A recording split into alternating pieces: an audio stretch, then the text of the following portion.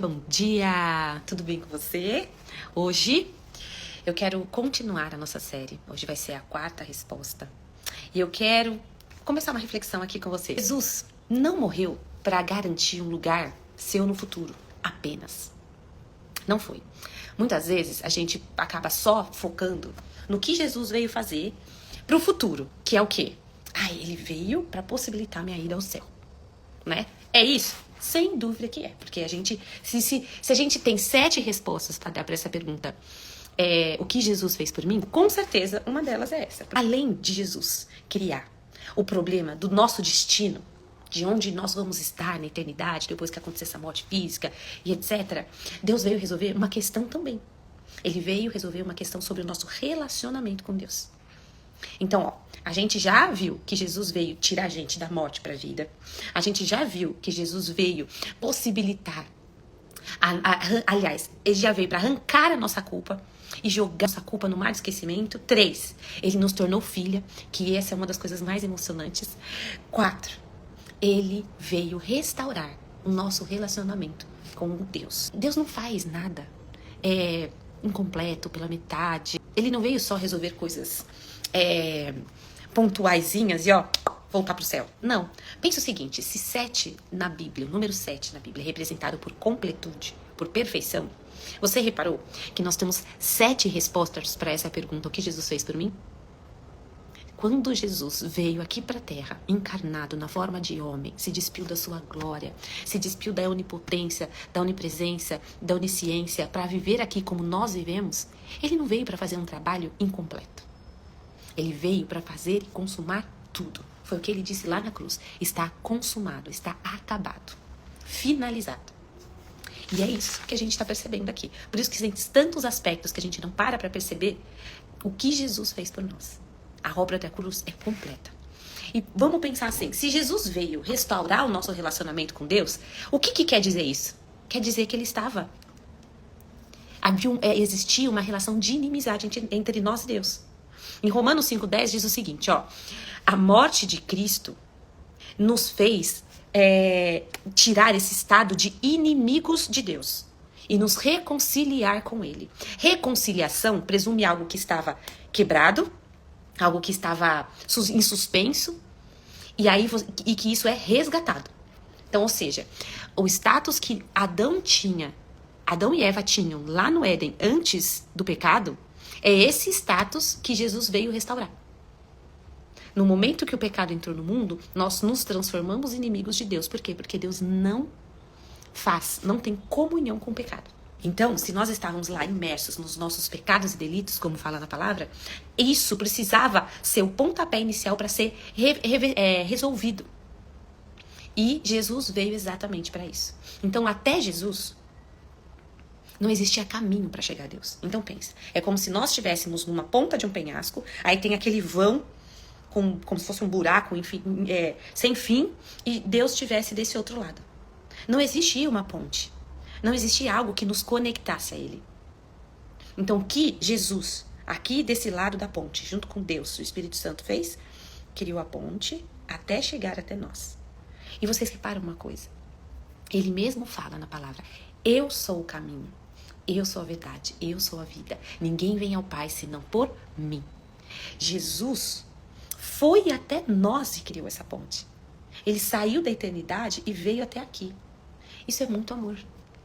Ele não falou o seguinte, você que se vire para arrumar uma forma de chegar até mim. Deus é tão lindo, misericordioso, gracioso, que ele sai de onde ele estava, da eternidade, onde ele estava ali com seus... Como Deus é trino, Jesus já estava ali.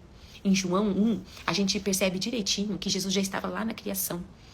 Jesus não surgiu quando ele apareceu na barriga de Maria. Ele simplesmente saiu da eternidade e se manifestou na terra.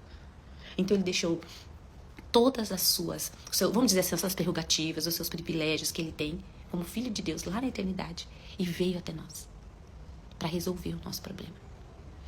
Não existe um Deus tão amoroso, tão maravilhoso, misericordioso como o nosso. Porque nenhum outro Deus que você possa ter visto, ou qualquer outro profeta que você vê em qualquer outra religião, que autoriza aqueles que o adoram a chamá-lo de pai. Não tem. Não tem. Só o nosso. Só o nosso, que é uma relação tão profunda, uma relação tão próxima, uma relação de conexão tão forte, que ele é o único que autoriza e que deseja e que se relaciona com quem o adora num patamar de pai para filho. Isso é incrível. Se a gente parar para pensar, é maravilhoso. Porque não existe isso. Existe sempre... Se a gente pensa... Lembra lá na mitologia grega? Pensava que era o semideus. Aliás, os deuses. Aí, quando eles se relacionavam com qual era o humano, criava lá aquele semideus. Eu não entendo exatamente tanto de mitologia. Eu sei o que eu vejo de filme.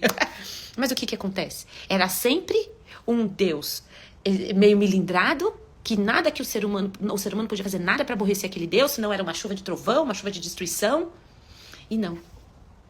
A palavra de Deus fala em Salmos que o Senhor é tardio em irar-se e infinito em misericórdia. Que Deus que é assim? Nenhum outro. Nenhum outro. E é isso que Jesus veio restaurar. Porque é o que eu falei ontem, lá quando a gente estava elaborando a situação de filhos, de filhas que nós somos. Deus amou o mundo de tal maneira que enviou o seu filho para morrer por nós. A gente repete esse versículo lá na escola dominical. Eu brinco que eu sou crente de barriga, né? Então eu passei pelos florzinhas de Jesus, menininhas de Jesus, todas aquelas classes da escola dominical que existia antigamente. E a gente decorava esse versículo.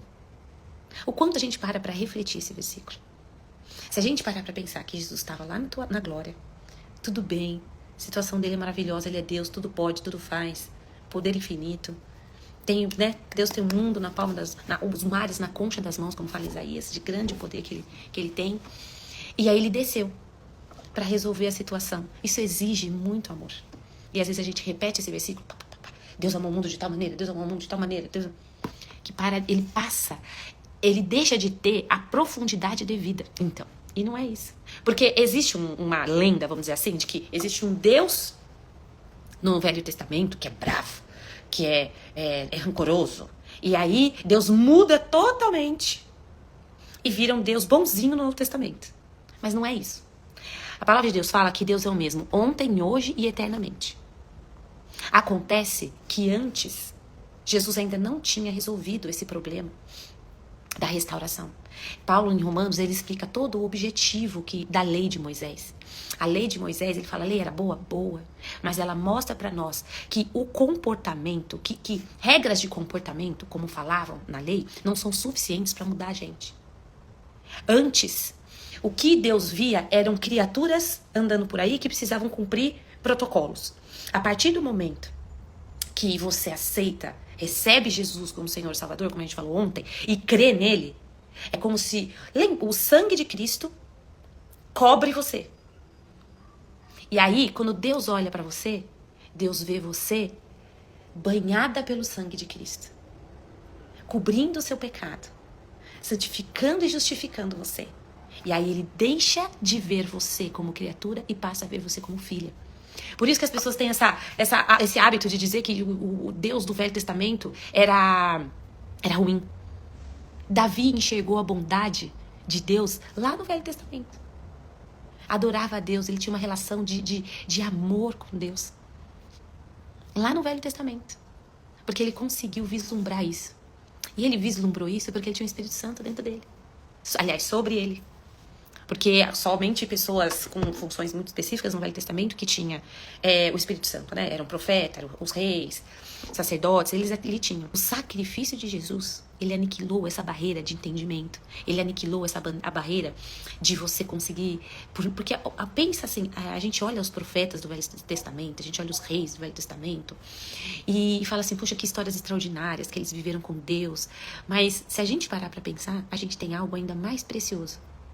Que eles, se vissem, iam morrer de inveja. Nós temos Deus em nós. Nós temos Deus em nós. É essa a barreira que Jesus veio romper. Por isso que às vezes, quando você está lendo a Bíblia e uma palavra entra tão cheia no seu coração, que você se constrange do amor de Deus. Outro dia eu tô lendo Romanos, né?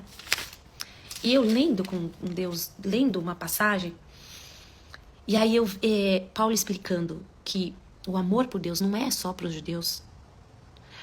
Jesus veio resolver o problema de toda a humanidade, judeu ou não, porque ele já amava a humanidade, porque ele criou a humanidade. E os judeus, o povo de Israel só foi criado para ser um exemplo, porque ele precisava escolher alguém para criar o Messias, para ter a linhagem do Messias. E aquilo me constrangeu de uma forma que eu falei, Senhor, obrigada, obrigada. Mas quem que me traz essa consciência? O Espírito Santo em mim.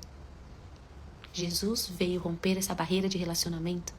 E isso, o Espírito Santo em nós, Deus em nós, aniquilou essa barreira. Então, a gente precisa aprender a desfrutar disso. Como que eu vou sugerir isso para você hoje? Cria um hábito de estar na presença dele. Usar essa ponte. A ponte é como se Jesus transitasse pela ponte, e essa ponte de Deus aqui, a gente aqui, Jesus transita. Mas quem é essa ponte aqui, ó? É o Espírito Santo em nós. É Deus em nós. É Ele que faz o download pro nosso espírito, pra gente entender, compreender a palavra. É Ele que nos dá a sensação, aliás, a compreensão verdadeira da graça de Deus. É Ele que, constrangendo a gente quando a gente peca, nos ajuda a cumprir os princípios da palavra. É Ele que nos dá uma força sobrenatural quando a gente passa por dificuldades. É Ele. É Deus em nós. Deus em nós. Então, como que a gente cria um processo e um hábito de estar na presença de Deus? É mais simples do que a gente imagina. Pensa o seguinte, quando Jesus morreu, quando a gente está lendo a Bíblia, essa passagem, não fala que o véu do templo que separava o Santo dos Santos da parte onde tinha a mesa com os pães, o incenso, o candelabro, que aquele lugar onde o sacerdote só podia entrar uma vez no ano, essa cortina que separava esse ambiente, ela se rasgou de cima a baixo. Quer dizer o quê? É como se alguém lá em cima tivesse feito isso aqui, ó. E aí não existia mais separação e impedimento do acesso do Santo dos Santos. O Santo dos Santos, a arca da presença, representava o trono de Deus. Então você não tem qualquer barreira para chegar ali. Cláudia, mas tá bom, fica meio assim, etéreo, como que eu vou entender como funciona isso? O processo é simples. Se exponha à palavra de Deus. Separe um tempo para você ter sozinha com Deus. Aqui, esse tempo que eu tenho, nós todas juntas, não é o único tempo que eu tenho com Deus. Eu acordo ainda mais cedo para ter o meu tempo com Deus. Porque se eu não me alimentar, eu não tenho nada para falar aqui com vocês. Eu não tenho assunto para falar com vocês. Então, separe um tempo. O tempo aqui conosco, nós juntas, não é suficiente. É um tempo de comunhão, como se a gente estivesse aqui numa célula, num discipulado. A gente juntas. Mas separe um tempo. Por quê? Porque quando você está lendo as Escrituras e o Espírito Santo em você, é como se você estivesse ali como uma criança, aprendendo. Se você passa o dia pensando no versículo que você leu, e não se pressione em termos de quantidade. Pensa, às vezes é um versículo. É você hoje ter a consciência. Espírito Santo, me dá consciência de João 3,16, que é Deus amou o mundo de tal maneira. Me dá essa consciência. Como assim? O que quer dizer tal maneira? Tal maneira é como se alguém quisesse se expressar e não conseguisse um adjetivo suficiente para explicar que amor é esse que Deus sentia por nós. E o Espírito Santo vai te ajudando a compreender as Escrituras. E enquanto você lê as Escrituras, você tem a consciência de você mesma. E tudo vai se equalizando. Você vai se modelando nas Escrituras. E ali, diante da palavra, você está na presença de Deus. Quando você está orando, você está na presença de Deus. Às vezes, quando a gente não... Eu, por exemplo, teve um tempo quando eu estava com dificuldade de orar. Logo que minha mãe morreu, eu tinha dificuldade de orar. Não conseguia me expressar diante de Deus por meio de palavras. Eu escrevia. Como se eu estivesse escrevendo cartas para Deus. Às vezes a gente consegue falar melhor. Cada um tem um jeito. Não tem um protocolo. Essa coisa do protocolo acabou. Não tem mais aquele ritual do sacerdote, matar o cordeiro, chegar uma vez por ano. Não tem mais. Paulo diz que nós podemos chegar com ousadia ao trono da graça. O quê? Com coragem. Por quê? Porque quando seu pai é um rei, você tem a intimidade de pai com ele, não é só de rei. Aí você entra lá no gabinete dele, ó, correndo, e fala, pai, pai. É isso. A gente não pode esquecer da nossa posição de filhas de Deus e da intimidade que a gente pode desfrutar com ele. Separe um tempo para a leitura da palavra. Separe um tempo que ali você ora e pede, Espírito Santo, me ajuda a entender o que está escrito aqui na palavra para eu poder cumprir isso. E um relacionamento é algo que se constrói. Não esqueça disso. Quando você conhece alguém e essa pessoa começa a se tornar uma amiga, primeiro ela é uma colega. Você não vai chegar ali e vai contar tudo da sua vida para essa pessoa que você nunca viu na frente. Você vai falar do tempo, você vai falar do trânsito. E aí você vai construindo um relacionamento. Relacionamento com Deus também se constrói. E você vai percebendo a intimidade que você vai ganhando com Deus. E vai ser incrível e maravilhoso. Então é isso, gente. Hoje foi a quarta resposta da nossa pergunta. O que Jesus fez por mim? Jesus me reconciliou com Deus. Para que eu possa ter comunhão, tempo com Ele. Isso. Vamos refletir sobre isso hoje. sobre como Jesus nos reconciliou com o Senhor, com o nosso Pai. Vamos orar? Senhor Deus, nosso Pai querido, eu quero te agradecer pela beleza da sua escritura, pela beleza da palavra. E essa palavra, Jesus Cristo, como bem está escrito aqui. Obrigada pelo sacrifício lindo, poderoso, completo de Jesus, que me reconciliou contigo, me transportou do reino das trevas para o reino do teu Filho amado. E isso possibilitou que eu pudesse entrar na tua presença, em qualquer momento, em qualquer lugar, e desfrutar dela. Obrigada, Senhor. Peço a ajuda do teu Espírito Santo, para que a gente possa, durante ao longo do dia, refletir e ter a revelação da preciosidade do que nós conversamos aqui hoje. Em nome de Jesus. Amém. Tchau, tchau. Bom dia.